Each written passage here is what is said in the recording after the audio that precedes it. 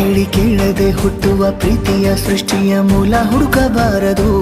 ಎಷ್ಟೇ ಕಾಲಗಳು ರೂಢಿ ಹೋದರೂ ಪ್ರೀತಿಗೆ ಉತ್ತರವೇ ಸಿಗದು. ಪ್ರೀತಿ ಅಂದ್ರೆ ಹೀಗೆ ಕಂಡು ಕಾಣದ ಹಾಗೇನೆ ಹುಡುಕಬೇಡ ಪ್ರೀತಿ ಹುಟ್ಟನ್ನು. ಮತ್ತೆ ನೋಡಬೇಡ ತಿರುಗಿ